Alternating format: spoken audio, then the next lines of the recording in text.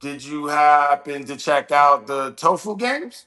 The Tofu game. What's the Tofu Patriot game? Games, man. You know what? I'm sorry to bring this up. I'm gonna get to the preseason, but I just feel that this was disrespectful to all of my white athletic friends, man. Yeah. Because I don't even know where they picked these kids, but anyway, They had to send a video. It's like kids ages 14 to 17. They had to send a video to the administration to get admitted to the games.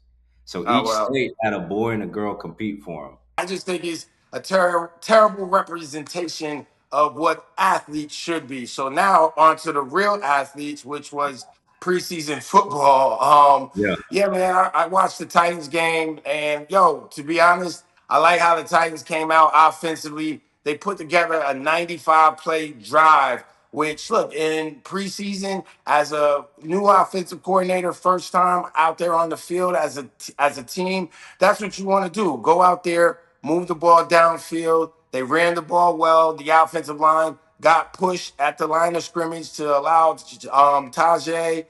and Pollard, be effective in the running game. And Cam made some throws that he needed to make. I'm sure there was some that he would like to have back, but that's what the preseason's for. If anything, I could say, I feel as if you know, the timing of the offense will come. That's what you like to see in the first preseason game. I will give them, I'll grade them about a C plus for sure. You like to see things a little tighter on defense, but it's your first time out. I will say though, we heard a lot about Carnell Tate and Wandell Robinson and all the receivers playing big in camp. And then you get to the game. The 49ers offense moved the ball pretty well too. And I believe their first string quarterback was about like 12 for 15. He had a very high completion rating. Yeah. And Yep. yeah, their rookie wide receiver, I don't know Buddy's name, but he was out there balling. So Yeah. props to him. I know that the Robert Saleh said that there's a sense of urgency. There's no reason to be concerned, but there's a sense of urgency when it comes to the secondary. And really that's probably for the team. It's a first year coach. You go out there, you see what they got. And just remember, this is practice. This is practice. You shouldn't be getting all too crazy. Did you see any of it? Definitely. Yeah, I liked it. I liked how the Titans came out, with that 95-yard drive. But, Yeah. Cam was scaring me just a little bit, though. I thought I thought he would have a better game, essentially, But like you're saying, it is just practice. It's the first, preseason game, man. But I got to With take it. Cam, no, but like to be fair Yeah, with Cam, like last year he was running for his life, right? And at the end of the right, year, it got a little bit better, a little more timing in that system. Now they're in a new system, but shoot, that don't change the offensive line. He knows he has offensive line problems. right. I watched some of the highlights from Shador. One Yeah, thing he did do, he stood in the pocket. That's one thing Shador does really yeah, well. Cam's He nice. stands in the pocket, and I think as things progress, we need to see Cam do a little bit more of that. Yeah. Maybe let things develop downfield. But shit, who am I to say? If that O line ain't holding up, I might be running I too. mean, yeah, but I feel like watching the film from this past preseason game, Cam isn't used to having actual protection. And it looks Right. like the offensive line is protecting pretty well now. Right. So I saw one where the defensive end was coming off the left side and he felt that pressure, but everything else in the pocket was great.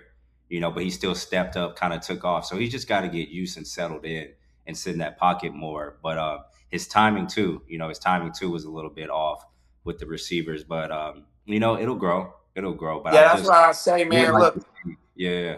like, and then they get another good week this week, right? They got a long week. They get to practice against the defending world champs in the Seattle Seahawks. So now it's another litmus test. Yeah. And that look, Robert Saleh is putting his team right there into the heart of the fire. He says that this week they're gonna go even like more reps. I like that they went 3 series because at the end of the day, man, you got to get out there. You got to have some adversity. You got to have to be able to read and react, and make some adjustments on the fly. And at the Right. end of the day, this team is not good enough to go into the regular season without getting reps for the first team and second team, so they know exactly who they are. Most definitely. That's another. I gotta ask you, Keith. What is it like for a superstar player, like what are the conversations being had with, coaches on if you're playing a preseason game? Because I Hmm. seen a guy like Caleb Williams, he didn't play, for Right, the Bengals in the first game, but a guy like Josh Allen or Joe Burrow is out there, so right. where do you kind of draw the line on that? Look, I say like Joe Burrow, right? He missed a lot of time last year, so his coach wants to get him out there, get some things going, want to get some looks, make sure Joe is ready for the season. Josh Allen, they got a new head coach, new coordinators, they got a new system, so they want to get out there. Obviously, Josh Allen is Josh Allen, Joe Burrow is Joe Burrow. But two of the best that are doing it right now. But they still got to get out there and get some work. It would be unrealistic for them, just like kind of like I said, like how Robert Saleh is giving his first team Mhm. a lot of reps. He gave them 20 last week, says he's going to give them 30 in the next game. And I think that is really imperative because what you're going to start to see is all these people pulling up with like injuries, soft tissue, because Right. they're not getting a lot of work. Like camp isn't as rigorous as it used to be. So with that, you got to make sure you come into camp ready and that you're going to get through the preseason. And the best way to do that is being out there and playing. All right, Keith. So the biggest topic this week, I'm a fan of him too. He's from Rancho Cucamonga. That's where my dad's from in Cali, man. But Okay. Jayden Daniels, they getting on my boy Jayden, Yo, man. I didn't know. You know what? I have you ever seen Next Friday?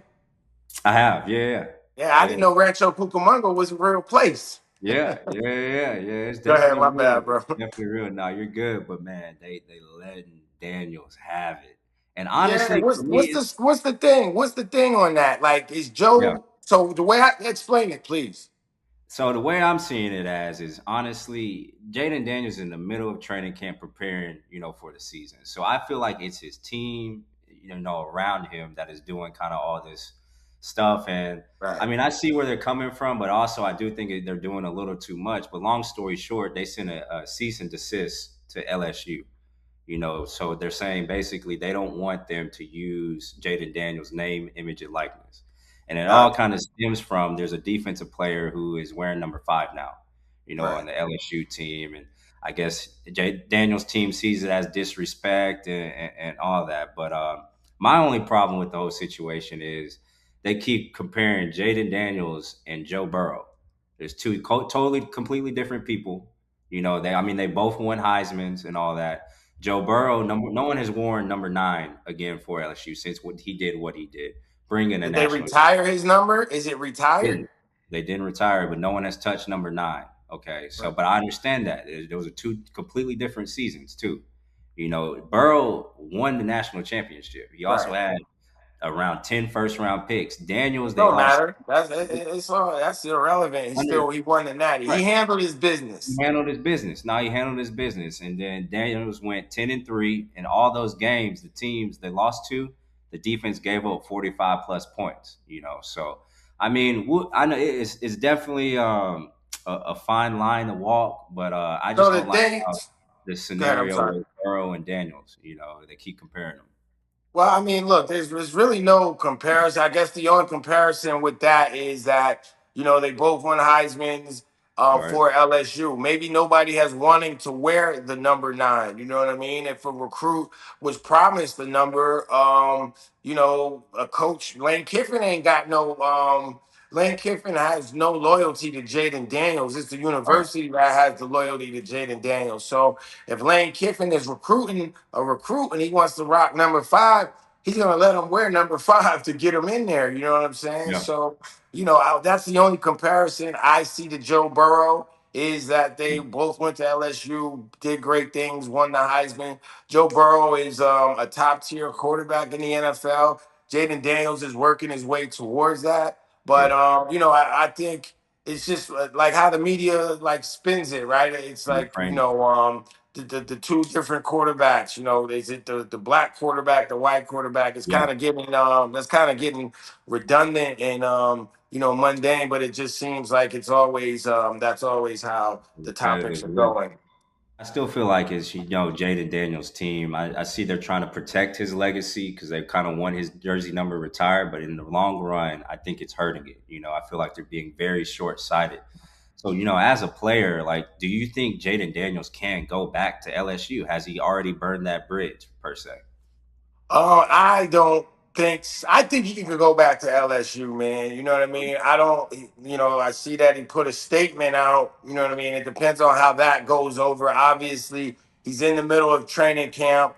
He'll get his opportunity to speak to the media about it. I'm sure they're going to ask him about it, but he's definitely going to have to smooth it over because, like you said, he's getting roasted online. The other night, the Mets beat the Washington Nationals four Uh to huh. one. They're like, we didn't go to five out of respect to Jayden Daniels. So it's like he's getting roasted everywhere, man. But he should be focused on football like he is, and it could hurt his legacy if the Tigers Nation, LSU Nation isn't forgiven. But I think that with the little statement, and then when he gets an opportunity to speak publicly about it, he'll be able to clear it up.